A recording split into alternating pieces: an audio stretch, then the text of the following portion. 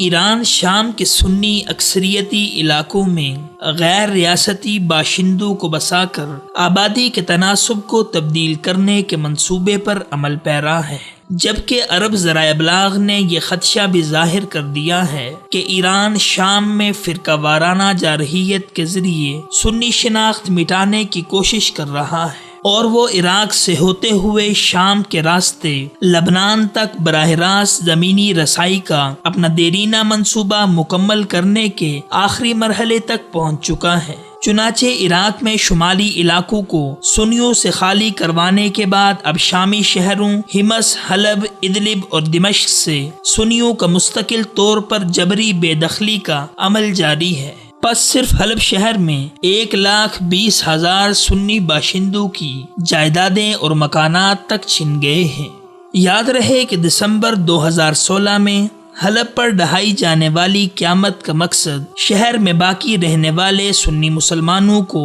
زبردستی بے دخل کرنا تھا، تاکہ شہر پر ایرانی پاسداران انقلاب کی سیکیورٹی میں ایرانی انتظامیہ اپنی مرضی کی تبدیلیاں کر سکے۔ پس شامی آبادی کی تبدیلی کے اس منصوبے سے ایک جانب درندہ صفت بشار الاسد کا بازو مضبوط ہوگا اور اس کی حکومت کو اہم شہروں میں سہارا ملے گا، جبکہ دوسری جانب ایران اپنے ہم مسلک افراد کو بسا کر لبنان تک زمینی رسائی کے منصوبے کو جلد مکمل کر لے گا۔ واضح رہے کہ برطانوی جریدے گارجین کی رپورٹ کے مطابق اس منصوبے کا انکشاف اس وقت ہوا تھا جب گزشتہ ماہ ترکی میں ہونے والے مذاکرات میں ایرانی حکام نے شامی گروپ احرار الشام کے ساتھ ادلب کے ہم مسلک اکثریتی علاقوں کی ہم مسلک آبادی کو سنی علاقوں کے ساتھ آپس میں تبدیل کرنے کا مطالبہ پیش کیا تھا۔ پس ایرانی حکام اسی کے پیش نظر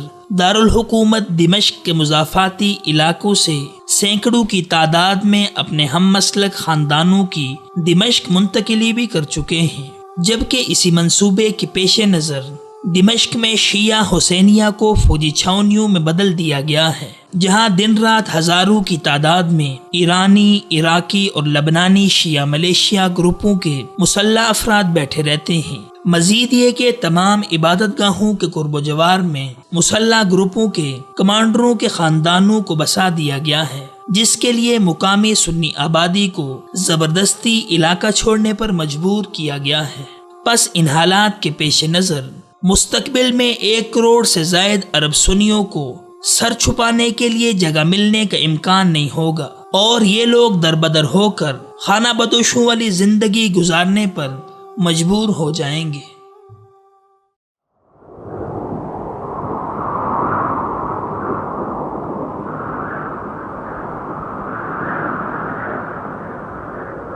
اخوت و محبت کا علم بردار وصال اردو